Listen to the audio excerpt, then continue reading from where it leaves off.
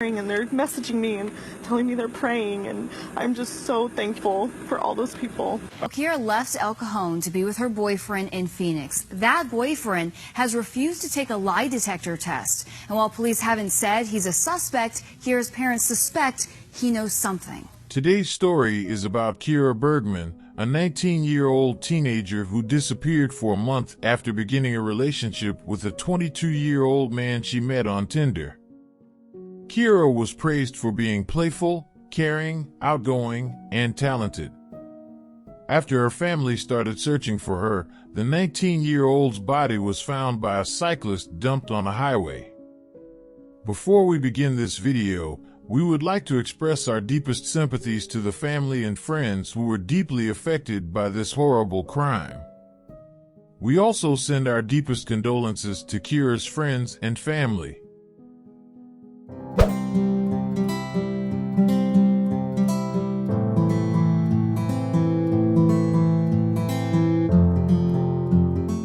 Phoenix is the capital city of Arizona and is located in the central region of the state. People may know it for its year-round sun, desert beauty, and world-class resorts and golf, but as the fifth largest city in the U.S., it also offers sophisticated urban capes, Southwest culture, and lots of outdoor adventure. Phoenix resembles Los Angeles a lot with its wide, tree-lined avenues, Spanish-style buildings, and surrounding mountains. Phoenix is a metropolis with numerous centers spread out over a large area, much like its Californian sister. The greater metropolitan area, of which Phoenix is only a small portion, has expanded from its historic core to the west of Sky Harbor International Airport to encompass a vast area of land that nearly stretches from the Gila River far to the south to the tall plateaus and volcanic mountains of the north and east and out into the broad desert valley to the west. Phoenix experiences ongoing growth as tens of thousands of new inhabitants and millions of tourists move there each year.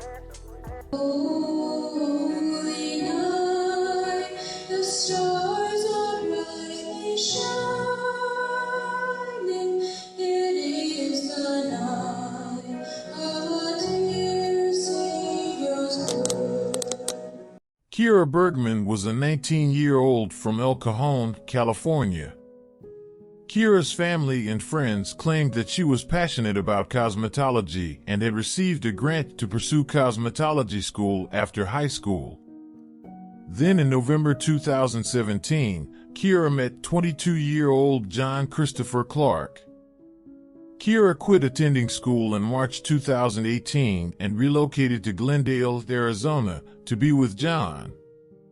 Jon wanted to go back to his hometown of the Phoenix area. 2 weeks after moving in together, the relationship appears to have been rocky.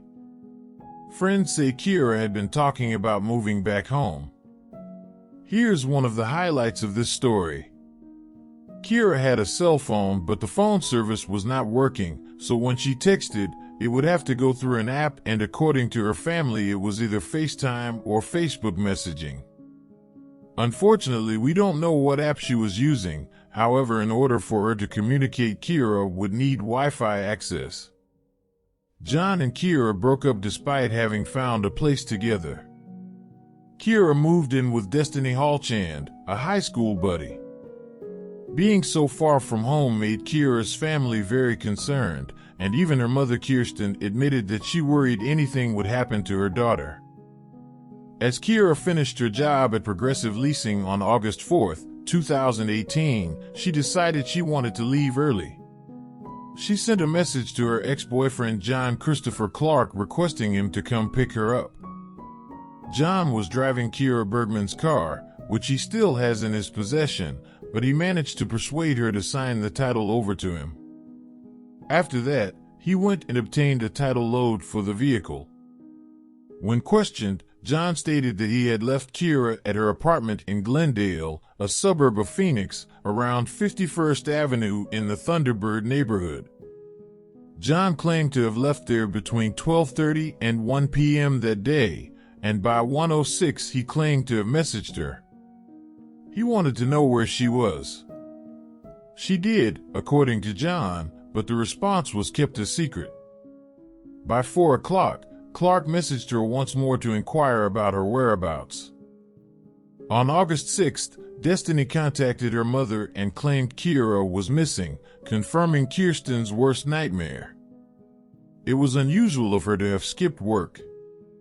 In the police station, Destiny, her roommate and high school friend, filled out a report on missing people. On August 4th, according to Destiny, Kiera sent her a strange text stating that she had broken up with Jon, saying that she had been picked up by a man she met at the store a couple days prior and going to go on a date with him.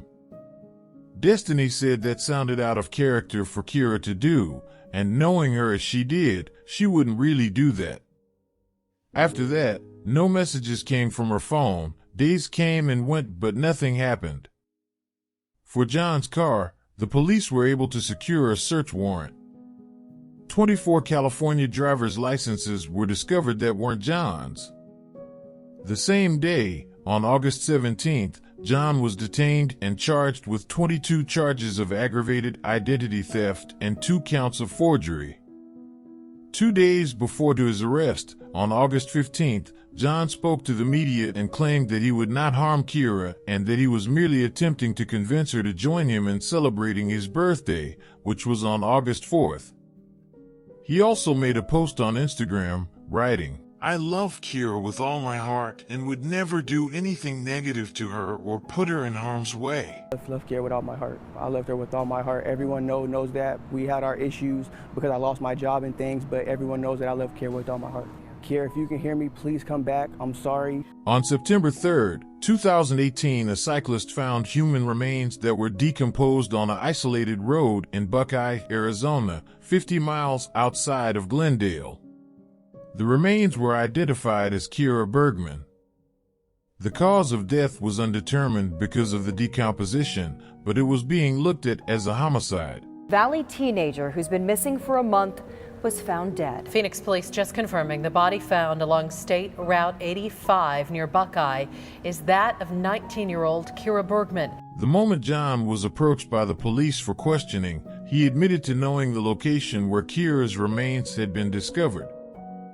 He requested a lawyer as soon as the police informed him that her remains had been discovered.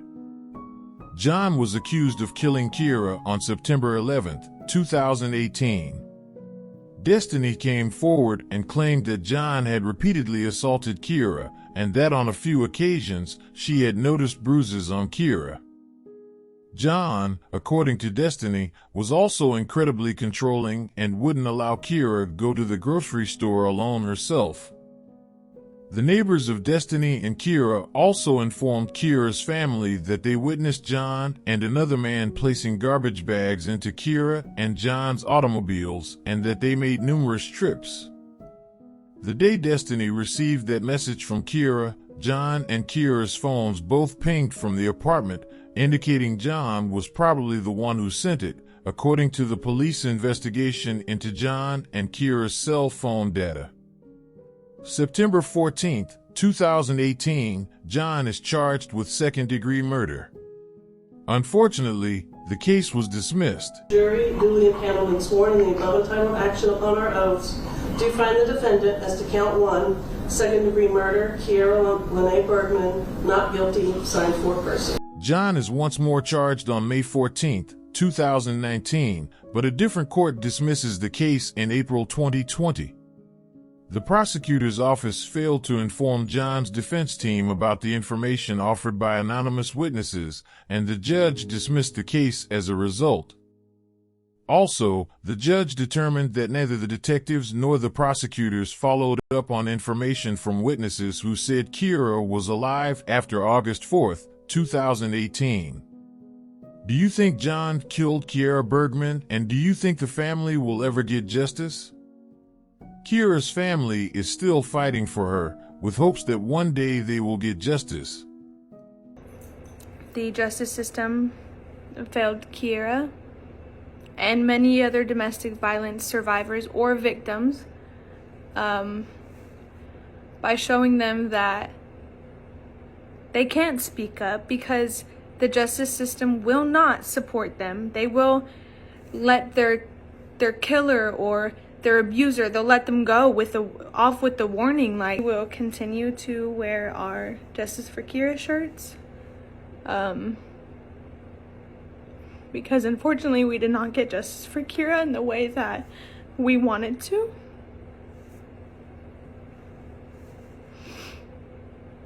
And I'm so sorry for that. We love you so much, Kiera.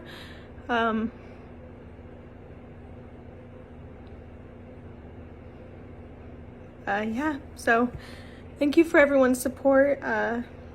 Please continue to wear your Justice for Kiera shirts, bracelets, anything that you have maroon, because she will never be forgotten. Definitely not by me or my family. Yeah, thank you.